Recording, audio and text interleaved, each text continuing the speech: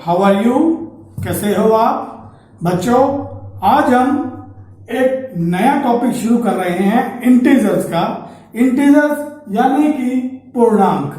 ये पूर्णांक क्या होते हैं, किन संख्याओं को बोलते हैं, आज हम इस बारे में बात करेंगे। क्योंकि ये टॉपिक बिल्कुल नया है, इसीलिए आप हर एक पार्ट को बड़े ध्यान से देखिएगा और इस वीडियो को अंत तक देखिएगा ताकि इस नए विषय का कोई भी कंसेप्ट आपका छूट ना जाए। तो चलिए हम बात करते हैं इंटीजर्स के बारे में। तो देखिए बच्चों, हम शुरुआत करते हैं खेल से कि दो सहेलियां हैं, रुचिका और सलमा।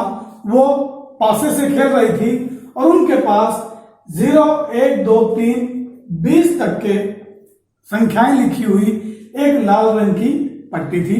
उनके पास दोनों अपने कलर के काउंटर्स थे, गीटे थे, और दो पासे थे लाल और नीले रंग के जो एक थैले में थे। उन्होंने अपने खेल का नियम इस तरह से बनाया कि दोनों बारी बारी से थैले में हाथ डालेंगी और पासे को निकालेंगी।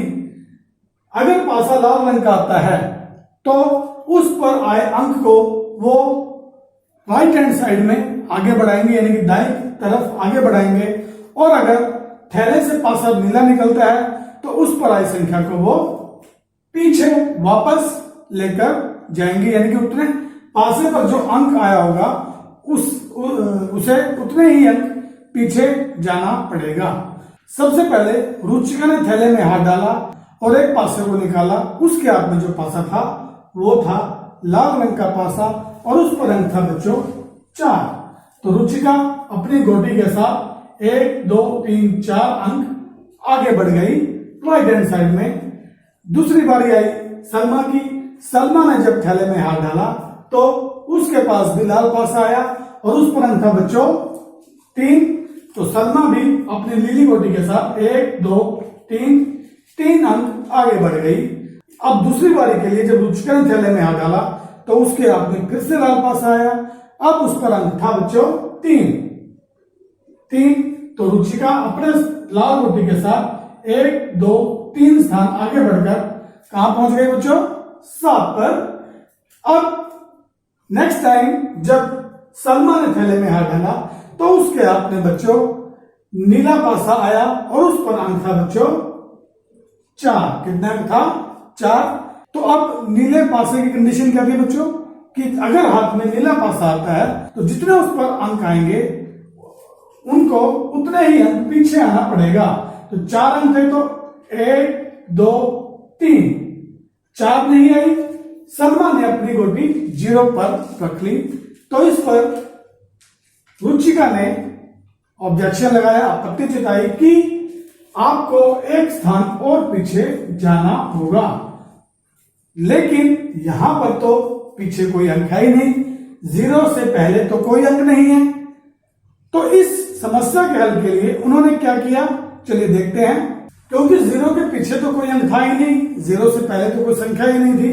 तो अपनी इस समस्या के हल के लिए उन दोनों ने एक नीले रंग की पट्टी को पीछे लगाया, उस पर भी 1, 2, 3, 4, 5 इस तरह से संख्याएं लिखी और उनको नाम दे दिया नीला 1, नीला 2, नीला 3, नीला 4 और नीला 5। इससे ज्यादा लंबी पट्टी उनके पास थी ही नहीं।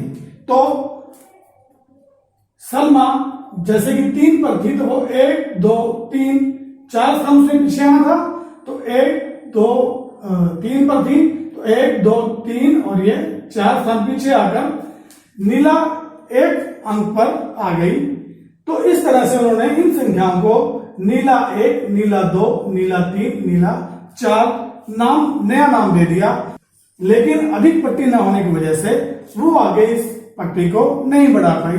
तो बच्चों यहां पर जरूरत किस चीज की थी कि क्या नीला 1, नीला 2 या पीला 1, पीला 2 या काला 1, काला 2 इस तरह के नाम संख्याओं के लिए ठीक है। तो बच्चों इस तरह इस स्थिति में नहीं, तो इस स्थिति में बच्चों 0 से नीचे की संख्याओं को एक नया रूप देने का प्रयास किया गया और उसके लिए संख्याओं के साथ एक नया चिन्ह लगाया जाने लगा जिसको हम नेगेटिव साइन बोलते हैं। -1, -2, -3, -4 और इस तरह से बच्चों ये नेगेटिव नंबर्स का जो प्रचलन है वो आरंभ हुआ। इन्हें हम बोलते हैं नेगेटिव नंबर्स, यानी कि ऋणात्मक संख्याएं। यानी कि अब मैं इसी पट्टी को एक नए रूप में लिख रहा हूं, जरा ध्यान दीजिएगा। तो बच्चों देखिए, अब उस पट्टी का एक नया रूप कि शून्य से नीचे की जो संख्याएं हैं 1, 2, 3, 4, 5, 6, 7 एंड यानी कि शून्य के बाईं ओर की संख्याओं को जो नाम दिया गया वो -1, -2, -3, -4, -5, -6, -7, यानी कि इनको हम नेगेटिव नंबर्स, और यहां पर शून्य के बाद के जो नंबर्स हैं उन्हें हम पॉजिटिव नंबर्स कहते हैं बच्चों। ठीक है ना, ये हमारे पास नेगेटिव और शून्य के दाईं तरफ सभी पॉजिटिव, और ये हमारा शून्य है। एक बात ध्यान दीजिए कि शून्य पर बच्चों ना ही नेगेटिव साइन होता है ना ही पॉजिटिव साइन होता है, और जितने हमारे पास पॉजिटिव नंबर्स हैं उतने ही हमारे पास नेगेटिव नंबर्स भी हैं। ठीक है ना बच्चों। तो बच्चों आगे देखिए कि ये शून्य की राइट हैंड साइड यानी कि दाईं दिशा है, जबकि ये दिशा शून्य के लेफ्ट हैंड साइड यानी कि बाईं दिशा में है, और ये शून्य से राइट साइड में। शून्य के दाईं ओर जितनी भी संख्याएं हैं वो सभी संख्याएं धनात्मक हैं यानी कि पॉजिटिव है, जबकि शून्य के बाईं ओर की सभी संख्याएं नेगेटिव नंबर्स हैं। और दूसरी बात कि अगर हम ये कहते हैं कि शून्य से दाईं ओर पांचवा नंबर, तो शून्य से दाईं ओर पांचवा 1, 2, 3, 4, 5, यानी कि यह धनात्मक 5 है यानी कि पॉजिटिव 5, जबकि शून्य के बाईं ओर अगर हम 5 अंकों की बात करते हैं तो वो ये यानी कि -5 या ऋणात्मक 5 संख्या हम उसे कहते हैं। तो इस प्रकार शून्य के बाईं ओर की सभी संख्याएं शून्य से छोटी होती हैं, और जितनी अधिक बाईं ओर कोई संख्या जाएगी वो शून्य से उतनी ही अधिक छोटी होती जाएगी। इसी प्रकार से शून्य के दाईं ओर जो संख्याएं हैं वो सभी शून्य से बड़ी होती हैं, और जितनी शून्य से दूर जाएगी दाईं ओर वो संख्या शून्य से उतनी ही बड़ी होती जाती है। तो बच्चों चलिए हम जो हमारा विषय है पूर्णांक पर आते हैं, पूर्णांक के बारे में बात करते हैं। उसके लिए मैं आपको कुछ संख्याओं के बारे में बताता हूं, चलिए नोट कीजिए। तो चलिए बच्चों आपको कुछ संख्याओं के बारे में बताते हैं जो आप पहले कर चुके हो। ये प्राकृतिक संख्याएं यानी नेचुरल नंबर्स, जिनको हम 1, 2, 3, 4, 5, 6 और इस तरह से आगे बढ़ाते जाएं, तो ये सभी बच्चों नेचुरल नंबर्स होते हैं।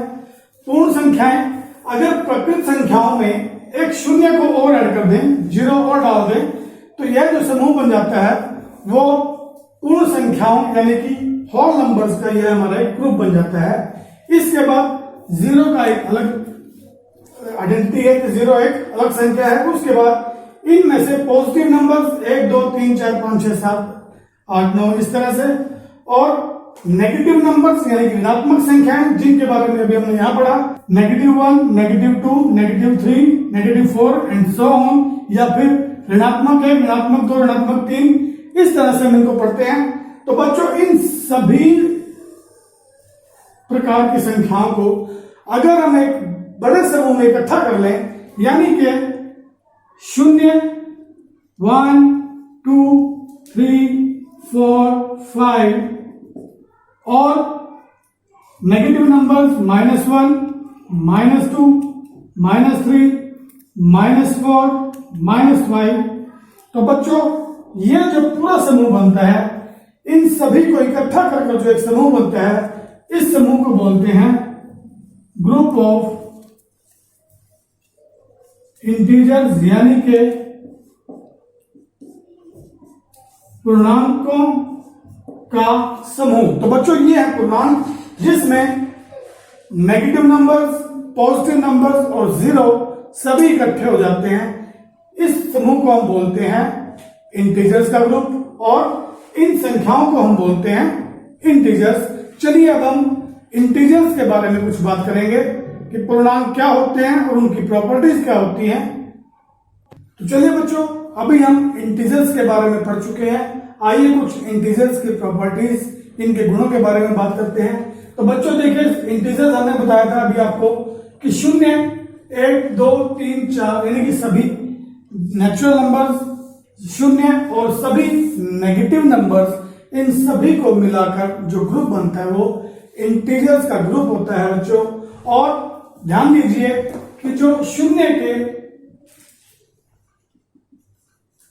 राइट साइड में जितने भी नंबर्स हैं वो सभी पॉजिटिव होते हैं और 0 के लेफ्ट साइड में जितने भी होते हैं वो सभी नेगेटिव होते हैं और ये पॉजिटिव होते हैं। दूसरी बात, सबसे पहले दूसरी बात कि every positive integer is greater than the negative integer, यानी कि हर पॉजिटिव नंबर हर एक नेगेटिव नंबर से बड़ा होता है। अगर हम दो नंबर लें 1 और नेगेटिव 10, तो इन दोनों में से 1 पॉजिटिव है तो ये इससे बड़ा है, यानी कि हर एक पॉजिटिव नंबर हर नेगेटिव नंबर से बड़ा होता है।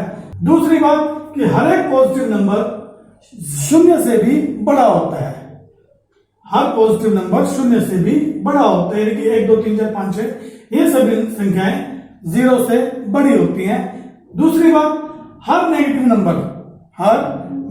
नंबर वो 0 से छोटा होता है, यानी कि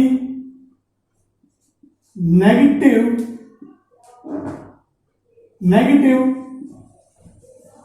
इंटीजर्स ऑल लेस देन 0, जब यानी कि हम कह सकते हैं कि 0 जो है वो सभी नेगेटिव नंबर से बड़ा होता है।